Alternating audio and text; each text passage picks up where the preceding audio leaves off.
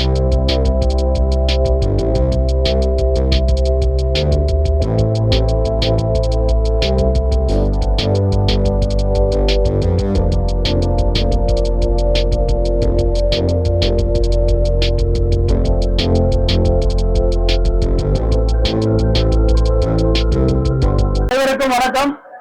இந்த மெரிடியன் மருத்துவமனையானது 330 படுக்கை வசதிகளுடன் ஒரு பல்நோக்கு மருத்துவமனையாக இத்தனை நாளாக ஒரு மல்டி ஸ்பெஷாலிட்டியா இருந்தது. இப்போ இன்னைக்கு நம்முடைய ஆன்காலஜி டிபார்ட்மெண்ட் புற்றுநோய் பிரிவுல புதியதாக ஒரு ரேடியேஷன் ஆன்காலஜி என்று சொல்லக்கூடிய கதிர்வீச்சு சிகிச்சை பிரிவை ஆரம்பிச்சிருக்கிறோம். இப்ப ஏற்கனவே நம்ம கிட்ட பாத்தீங்கன்னா மெடிக்கல் ஆன்காலஜி மருந்துகளை கொண்டு ட்ரீட் செய்யக்கூடிய மெடிக்கல் ஆன்காலஜி இருக்காங்க. அதனுடைய தலைவர் டாக்டர் பாண்டித்துரை இருக்கிறாரு. அதுக்கப்புறம் சர்ஜிக்கல் ஆன்காலஜி டாக்டர் கென்னி அறுவை சிகிச்சை மூலமாக புற்றுநோயை குணப்படுத்தக்கூடிய நிபுணர். அதன் பிறகு இப்ப புதுசா நம்ம ஆரம்பிச்சது பாத்தீங்கன்னா ரேடியேஷன் ஆன்காலஜி. அந்த ரேடியேஷன் ஆன்காலஜி என்பது கதிர்வீச்சு சிகிச்சை மூலமாக டாக்டர் ராஜேஷ்கர் அதனுடைய தலைவர். சோ இப்ப புதியதாக இந்த ஒரு இது ஆரம்பிச்சிருக்கோம். குறிப்பா என்னன்னு பாத்தீங்கன்னா வட சென்னையிலே முதல் முறையாக இந்த கதிர்வீச்சு சிகிச்சை நம்ம ஆரம்பிச்சிருக்கோம். ரேடியேஷன் ஆன்காலஜி ஃபர்ஸ்ட் டைம் இந்த நார்த் சென்னை அண்ணா நகர்ல இருந்து இந்த பக்கம் பாத்தீங்கன்னா நெல்லூர் வரைக்கும் இந்த ரேடியேஷன் ஆன்காலஜி டிபார்ட்மெண்ட் எந்த ஹாஸ்பிட்டலும் இல்ல.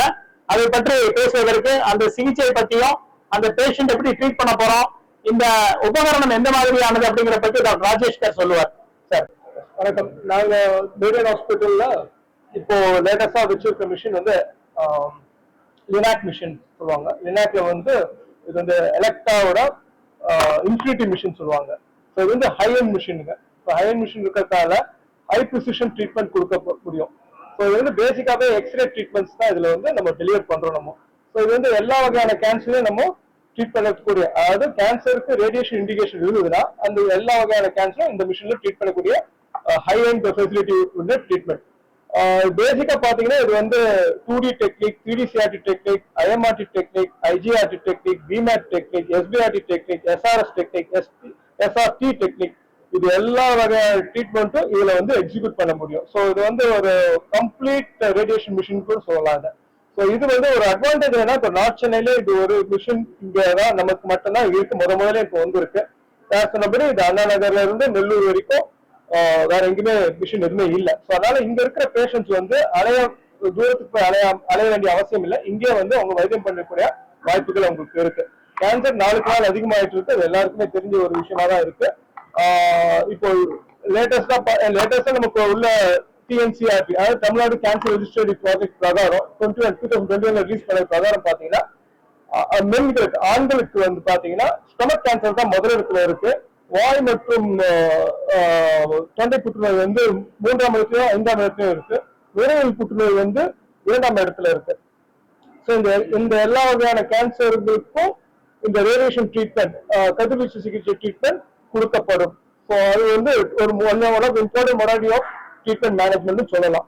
ஸோ அதே மாதிரி பெண்களுக்கு பாத்தீங்கன்னா மார்பக புற்றுநோய் முதல் இடத்துல இருக்கு. நான் தமிழ்நாட்டை சொல்றேங்க. மார்பக புற்றுநோய் முதலிடம், 2ஆவது இடத்துல கர்ப்பப்பை வாய் புற்றுநோய், 3ஆவது இடத்துல நுரையீரல் புற்றுநோய், 4ஆவது இடத்துல வயிறு சம்பந்தமான புற்றுநோய்.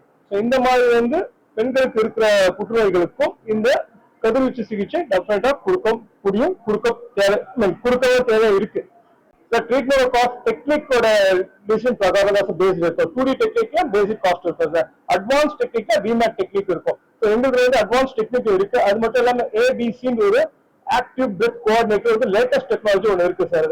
ஸோ அந்த லேட்டஸ்ட் டெக்னாலஜி டிவைஸ் பாத்தீங்கன்னா இந்த பிரீத்திங்கோட மூவ்மெண்ட்டை நம்ம அனலைஸ் பண்ணி அந்த பிரீத்திங்கோட மூவ்மெண்ட்ல ட்ரீட் பண்றதால சைட் எஃபெக்ட்ஸ் கம்மி பண்ண முடியும். எஸ்பெஷலி லங்கோட சைட் எஃபெக்ட்ஸும் அதே மாதிரி ஹார்ட்டோட ரேடியேஷனோட டோஸும் கம்மி பண்ண முடியும். ஸோ இதெல்லாம் சைட் எஃபெக்ட்ஸ் நிறைய கம்மி பண்ண முடியும் sir. Insurance maximum insurance private insurance cover ஆகுது சார். நிலைமையில வந்தா ஸ்டேஜ் 1, 2 up to 3 வரைக்கும் குணமாகறதுக்கு சாத்தியங்கள் நிறைய இருக்கு சார். ஆல்மோஸ்ட் 60 to 90% சான்சஸ் இருக்கு சார். புற்றுநோய்க்கு ஆல்மோஸ்ட் நிறைய ட்ரீட்மெண்ட் நம்ம பண்ணி தான் சார் இருக்கோம். குணப்படுத்தக்கூடிய சாதிகள்லாம் இருக்கு. ஏன்னா 20 வருஷத்துக்குள்ள அந்த பேஷண்ட்லாம் கூட நம்ம பார்த்துட்டு இருக்கோம், ஃபாலோப்ல வராங்க. ஸோ எல்லாரும் எல்லாரும் பிராண்ட் பண்ண முடியாது. ஒரு சில புற்றுநோய் பிரச்சனை இருக்கு. அது சில சமயம் வீரியம் அதிகமா இருக்கும் சில புற்றுநோய்களுக்கு. அது மட்டும் இல்லாம பேஷண்ட் நம்ம டாக்டர் தேடி வரும்போது அது ரொம்ப அட்வான்ஸ் ஸ்டேஜ் இருக்கிறதால அந்த சமயங்கள்ல வந்து இந்த மாதிரி கண்ட்ரோல் பண்ண முடியாத காரணங்கள் இருக்கலாம். But majority of the cancer வந்து ட்ரீட்டபிள் கேன்சர்ஸ், கியூரபிள் கேன்சர்ஸ் தான் சார். ஆராய்ச்சி இப்ப பாத்தீங்கன்னா நிறைய புற்றுநோய்களுக்கு குணப்படுத்துவதற்கான மருந்துகள் இருக்கிறது. அது நம்ம வந்து அந்த ஸ்டேஜ் 1 அண்ட் ஸ்டேஜ் 2 அப்படின்னு சொல்லிட்டு ஆரம்ப நிலையில கண்டறிஞ்சா மட்டும் நம்ம அதை குணப்படுத்த முடியும். ஸ்டேஜ் 3 ஒரு படும்போது அந்த குணப்படுத்தக்கூடிய பெர்சன்டேஜ் கொஞ்சம் கம்மியாகும். ஸ்டேஜ் 4 அப்படின்னா பரவிய நிலையில இருக்கக்கூடிய வியாதி, அதாவது ஒரு ஆர்கன்ல உடம்புல மற்ற பகுதிகளுக்கும், இப்போ ஒரு மார்பக புற்றுநோய்னா அது ஈரல், கல்லீரலுக்கோ நுரையீரலுக்கோ இல்ல எலும்புக்கோ பரவிடுச்சு அப்படின்னா நம்ம வந்து அதுக்காக அதை கண்ட்ரோல் பண்ண முடியும், அதை வந்து குணப்படுத்த முடியாது. ஸோ இது இப்ப வந்து நிறைய நீங்க சொன்ன மாதிரி ஆராய்ச்சி அதெல்லாம் நடந்துட்டு இருக்கு. நிறைய இப்ப வந்து இம்யூன் செக் பாயிண்ட் இன்ஹிபிட்டர்ஸ் அப்படின்னு இம்யூனோதெரப்பின்னா நிறைய முன்னேற்றங்கள் வந்து கொண்டு இருக்கிறது. ஸோ அதுல வந்து ஒரு சில ரெக்டம் சொல்லக்கூடிய மலக்குடல் நோயெல்லாம் முழுவதுமாகவே வந்து குணமாயிட்டு இருக்கு. ஸோ அது எல்லா இதுக்கும் நம்ம ஜெனரலைஸ் பண்ண முடியாது. ஒவ்வொன்றுக்கும் வந்து இப்போதைக்கு குணப்படுத்தக்கூடிய அளவுக்கு மருந்துகள் வந்துடும், நாளடைவில் சீக்கிரமா வர்றதுக்கு வாய்ப்புகள் அதிகமா இருக்கு. வந்துதான் வந்து நம்ம ஸ்கிரீனிங் அப்படின்னு சொல்லிட்டு ஒரு டெக்னிக் இருக்கு. அதாவது நம்ம உடம்புல வந்து வியாதிக்கான அறிகுறிகள் வந்து எதுவும் இருக்காது. ஆனா நம்ம போய் நம்ம வந்து சில அடிப்படை டெஸ்ட்கள் எல்லாம் பண்ணி பார்க்கணும். அது மாதிரி பண்ணி பார்க்கும் பொழுதுதான் வந்து அந்த ஸ்டேஜ் 1ல வந்து நோயை கண்டுபிடிக்க முடியும். ஸ்பெஷலான அக்கேஷன் இருக்கு. மெரிடியன் ஹாஸ்பிட்டல்ல அனைத்து விதமான கேன்சர் வைத்தியங்களும் நம்ம உள்ள இருந்து ஒரு ஹாஸ்பிட்டல்ல ஒரு வாட்டர்பெரி கேன்சர் கேர் ஹாஸ்பிட்டல் இன்னைக்கு நம்ம உருவெடுத்திருக்கோம். இது ஒரு ரிமார்க்கபிள் அச்சீவ்மெண்ட். கேன்சர் புற்றுநோயை பொறுத்த வரைக்கும் வந்து ஒரு காமன் மிஸ்கன்செப்ஷன் என்னன்னா வந்து புற்றுநோய் வந்து மிஸ்கன்செப்ஷன் புற்றுநோயை நம்ம அறுவை சிகிச்சை மூலமா குணப்படுத்த முடியாதுன்றது. ஸ்டேஜ் 1 ஸ்டேஜ் 2 கேன்சர்ல நிறைய சப்டைப் ஆஃப் கேன்சர் வெறும் ஒரு மாடலிட்டி ட்ரீட்மெண்ட், அதாவது அறுவை சிகிச்சை மட்டுமே நம்மளால குணப்படுத்த முடியும். இதுக்கு யூட்ரைன் கேன்சர் அந்த மாதிரி நிறைய நம்ம எக்ஸாம்பிள் சொல்ல முடியும். சோ அறுவை சிகிச்சைன்றது ஒரு குணப்படுத்துற வைத்தியம் தான். அதான் ஃபர்ஸ்ட் அண்ட் ஃபார்மோஸ்ட் நான் சொல்ல விரும்புறது. ரெண்டாவது முக்கியமான விஷயம் என்ன சொல்ல விரும்புறேன் அப்படின்னா வந்து அறுவை சிகிச்சையாலே ரொம்ப பெரிய தள்ளுபடிகள் வரும். ரொம்ப ஒரு அந்த சிகிச்சையே வந்து நோயாளியை வந்து வீக் ஆக்குறதோ இல்ல டயர்ட் ஆக்குறதோ இல்ல வந்து சிகிச்சையோட முறை ஒரு பெரிய ஓபன் சிகிச்சை, அதை நம்ம லேப்ராட்டமி தொரக்காட்டமி என்று சொல்லுவோம். அந்த மாதிரியான சிகிச்சை முறைகள் மட்டும்தான் புற்றுநோயில பண்ண முடியும் அப்படின்ற மாதிரி சில மக்கள் மத்தியில ஒரு மிஸ் அண்டர்ஸ்டாண்டிங் இருக்கு.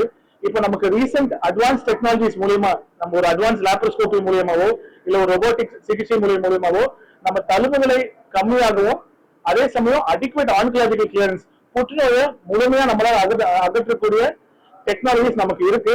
சோ ஒரு புற்றுநோய் அறுவை சிகிச்சையை கண்டு நம்ம பயப்பட தேவையில்லை. அது சரியான நேரத்தில் கண்டுபிடிக்கிற பட்சத்துல நம்மளால ஒரு அடிக்வேட்டான சர்ஜரி கன்ஃபார்மா பண்ண முடியும்.